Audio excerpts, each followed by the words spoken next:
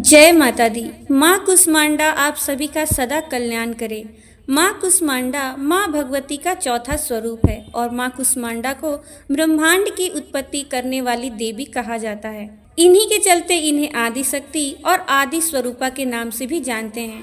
हिंदू धार्मिक शास्त्रों में भी कहा जाता है कि माँ कुष्मांडा का विधि विधान से पूजन करने पर अनेक प्रकार के रोग दूर हो जाते हैं और आज शारदीय नवरात्रि के चौथे दिन हम उन्हीं माँ कुष्मांडा की पूजा कर रहे हैं। लेकिन इस बार तिथियों के भेद और पंचांग भेद के कारण जो माँ कुष्मांडा की पूजा है या माँ चंद्रघंटा की पूजा है उसको करने को लेकर लोगों के मन में बहुत ही ज्यादा असमंजस बना हुआ है। तो आपको बता दें, हिंदी पंचांग के अनुसार इस बार चतुर्थी तिथि 25 सितंबर गुरुवार को सूर्योदय के बाद यानी सुबह 7:07 से शुरू होगी, जिसका समापन होगा 26 सितंबर शुक्रवार को सुबह 9:33 पर।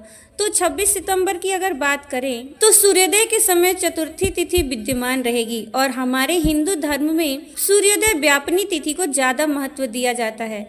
इसलिए इस बार अधिकतर जगह पर 26 सितंबर शुक्रवार को माँ कुष्मांडा की पूजा की बात की जा रही है। जो लोग पंचांग को नहीं मानना चाहते, केवल तिथियों को देखना चाहते हैं या क्रम को देखना चाहते हैं, बीच में एक भी दिन खाली नहीं छोड़ना चाहते, वह 25 सितंबर गुरुवार के दिन भी माँ कुष्मांडा की पूजा कर सकते हैं। अगर आपको आज एक दिन पहले यह वीडियो मिल गई है तो अपने आसपास के मंदिर में एक बार पुजारी जी से जरूर पता कर लीजिए कि आपके क्षेत्र विशेष में किस दिन माँ कुष्मांडा की पूजा अधिक लोग कर रहे हैं। फिर आप भी वैसा ही करें। अक्सर लोग जिस दिन तिथि लग जाती है या फिर जिस दिन जिस क्रम से पूजा की जाती है उसी क्रम में पूजा करना चाहते हैं, चाहे वह एकादशी का व्रत हो या फिर नवरात्रि का। तो हम आपको इस वीडियो में दोनों ही दिन के शुभ मुहूर्तों के बारे में बता देते हैं। तो पहले जान लेते हैं 25 सितंबर दिन गुरुवार के मुहूर्तों के बारे में। 25 सितंबर गुरुवार को ब्रह्म मुहूर्त का समय रहेगा सुबह 4:44 से 5:32 तक। इस दिन सूर्योदय होगा सुबह 6:20 पर और सूर्यास्त होगा शाम 6:16 पर। आज स्वाति और विशाखा नक्षत्र का शुभ योग बन रहा है। स्वाति नक्षत्र शाम 7:09 तक और उसके बाद में विशाखा नक्षत्र प्रारंभ हो जाएगा। और आज जो योग बन रहे हैं जिसमें वैधृति योग रात 9:54 तक रहेगा और बाद में विषकुंभ योग प्रारंभ हो जाएगा। यह दोनों ही योग शुभ नहीं माने जाते। तो अगर आज आप कोई शुभ काम करने के बारे में सोच रहे हैं तो हो सके तो अवॉइड कीजिए। कोई भी शुभ या नया काम आज के दिन करने से बचिएगा। साथ ही साथ आज भद्रा भी लग रही है। हालांकि भद्रा का वास पाताल लोक में रहेगा और पृथ्वी लोक पर यह भद्रा अशुभ नहीं मानी जाएगी। भद्रा आज 8:18 से शुरू होगी और भद्रा काल की समाप्ति अगले दिन सुबह 6:11 पर होगी। इसके अलावा राहु काल दोपहर 1:30 से 3 बजे तक रहेगा। आज आप माँ कुष्मांडा की पूजा, जो कि प्रातः काल पूजा शुभ मुहूर्त रहेगा सुबह 4:36 से लेकर 6:11 के बीच। इसके अलावा शाम की पूजा आप शाम 6:14 से 7:26 के बीच कर सकते हैं। आगे इस वीडियो में आपको ये भी बताएंगे कि यूपी में एक जगह है जहाँ पर माँ कुष्मांडा देवी पिंडी के रूप में विराजित है और जहाँ पर जाकर दर्शन करने से ऐसी मान्यता है, भक्तों का ऐसा विश्वास है कि अगर वहाँ पर जाया जाए तो नेत्र संबंधी जो भी रोग दोष होते हैं वो बहुत जल्दी ठीक हो जाते हैं। माँ कुष्मांडा का प्रिय रंग पीला है और आज के दिन माँ कुष्मांडा को विशेष रूप से पेठे का भोग लगाया जाता है।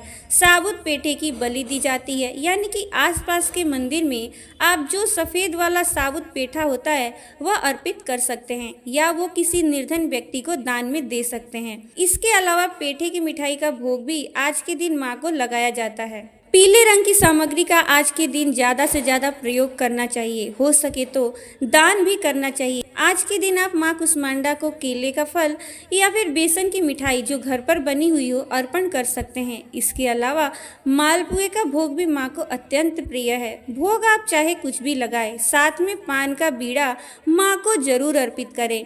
प्रत्येक दिन माँ को पान, सुपारी, लौंग, इलायची और बतासे का भोग लगाना न भूलें। माँ के विशेष पूजन मंत्र है ओम देवी कुष्मांडाय नमः। इसके अलावा आप नवार्ण मंत्र का भी जाप कर सकते हैं, क्योंकि नवरात्रों में नवार्ण मंत्र के जाप का अपना एक विशेष महत्व है और ऐसा कहा जाता है कि ब्रह्मांड में जितनी भी शक्तिशाली मंत्र है, उन सभी शक्तिशाली मंत्रों में से एक मंत्र नवाण मंत्र भी है। इस मंत्र के जाप से माँ की विशेष कृपा भक्तों को प्राप्त होती है। इसके अलावा एक बात का विशेष ध्यान भी आप रखें, जैसा कि मैंने अपने पहले वीडियो में भी बताया था कि आप जो भी मंत्र का जाप करें उस मंत्र को माता को जरूर अर्पित करें। मंत्र अर्पित करने का जो विधान है और जो मंत्र अर्पित करने का मंत्र है वो मैंने अपने शॉर्ट्स वीडियो में डाल रखे हैं, तो आप मेरे चैनल पर जाके उन शॉर्ट्स वीडियो को भी देख सकते हैं।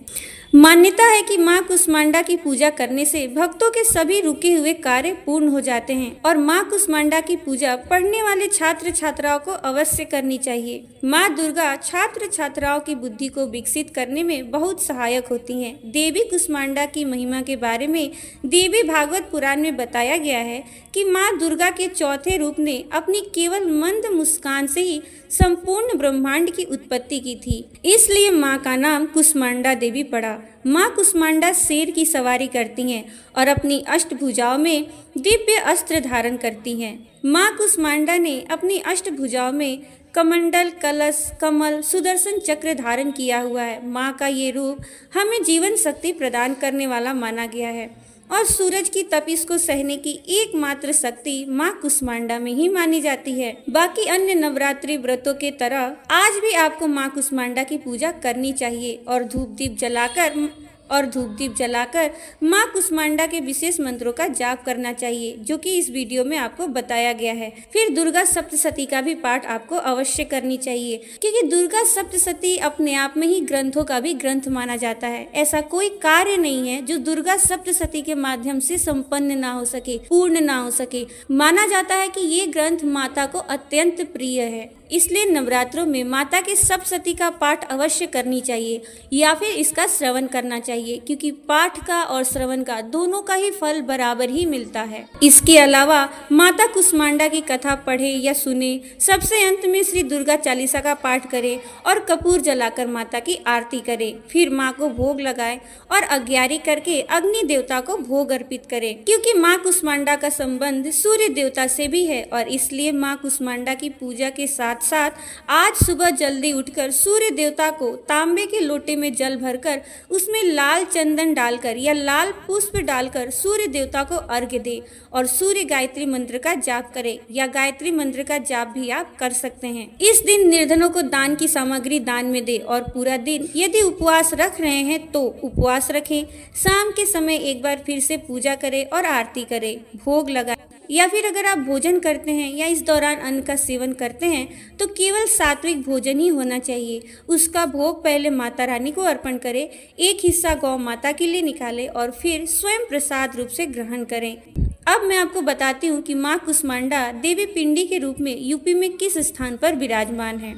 यूपी के कानपुर जिले में घाटपुर कस्बे में स्थित माँ कुष्मांडा देवी पिंडी के रूप में वहाँ पर विराजमान है। वहाँ पे जाने से नेत्र संबंधी सारे विकार, सारे रोग दूर हो जाते हैं और इसी के चलते यहाँ पर नवरात्रि के चौथे दिन माँ के दर्शन करने वाले भक्तों की अच्छी खासी भीड़ हो जाती है। तो उम्मीद है कि आज की वीडियो आपको अच्छी लगी होगी। अगर आपको ये वीडियो अच्छी लगी है तो वीडियो को लाइक, शेयर और चैनल को सब्सक्राइब करना बिल्कुल मत भूलिएगा। मिलूंगी मैं आपसे अपने अगले वीडियो में। जय माता दी।